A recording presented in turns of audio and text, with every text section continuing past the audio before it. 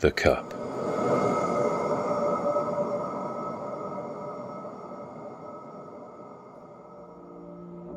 For Sebastian, it's the same story every September. A fresh cohort of students, a new set of 11-year-olds will attempt to make his life a living hell. He recalls how ambitious he'd once felt, how driven and optimistic. But today he writes his name on the whiteboard and readies himself for another painful introduction. "Good morning, everyone," he says. So far, so good. "My name is Dr. Fitch. Welcome to Double Award Science." Before he can utter the next sentence, there's the inevitable, involuntary spasm in his left eye. He blinks and jerks his head to the side, then ignores the snickers emanating nearby. "We'll be learning some chemistry today," he starts. But his next tick is a bad one.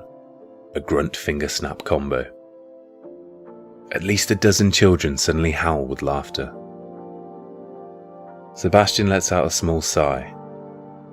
"Yes, students, you'll notice I have a mild case of Tourette's syndrome. And I get that you might find my tics amusing."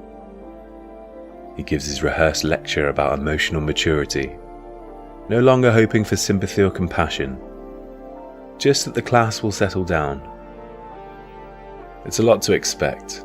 By the time the bell rings, he sent 2 children to the hall and assigned 5 with detention. He notices that several are already slyly referring to him as Dr. Twitch. It typically takes a few lessons to get to this point. When he'd finished his PhD 7 years ago, Sebastian had designs on becoming a university professor.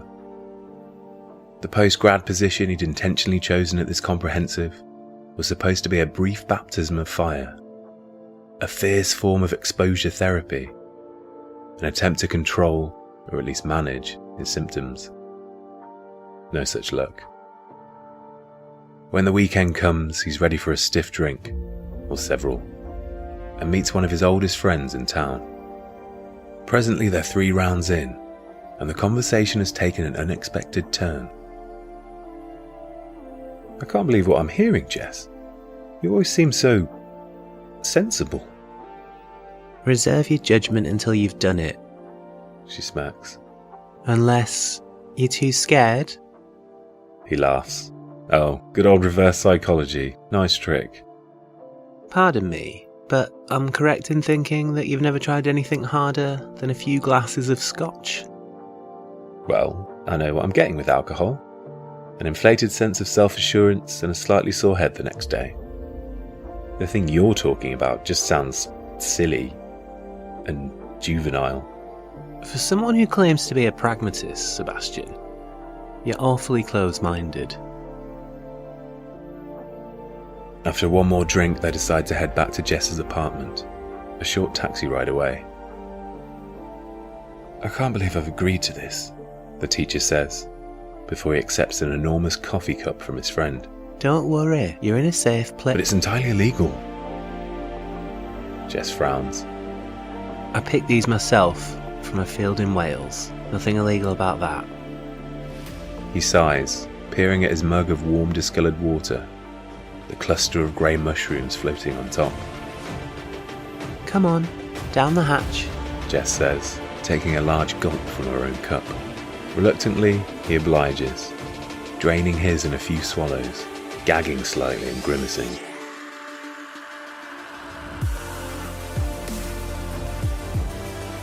It's difficult for Sebastian to process the following 4 hours. Though he occasionally remembers where he is and what he's ingested, which serves as some comfort. The experience is indescribably bizarre. At times he feels euphoric, at others bewildered and scared.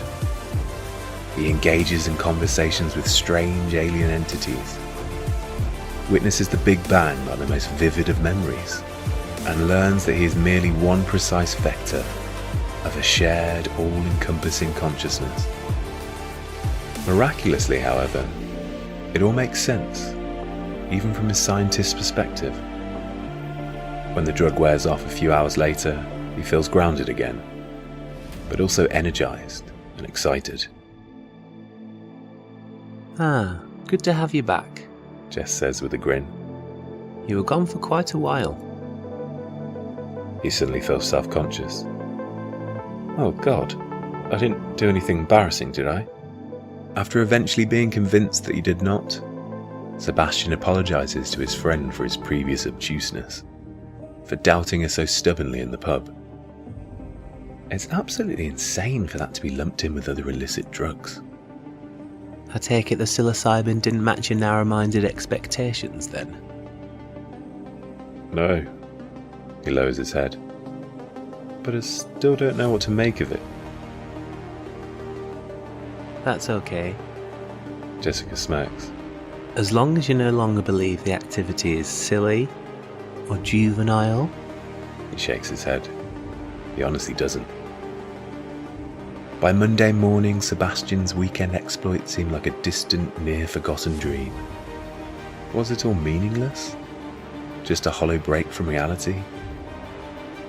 He commences another chemistry lesson with his first years, clearing his throat before asking for silence, certain that a nasty nervous tick is waiting to unleash itself.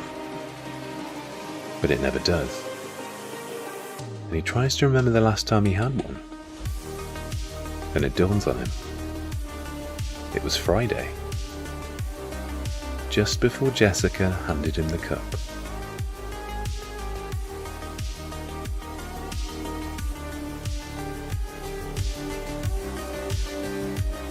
Thank you for making it all the way to the end. If you enjoyed it, please subscribe to our YouTube channel and spread the word. Your support is massively appreciated.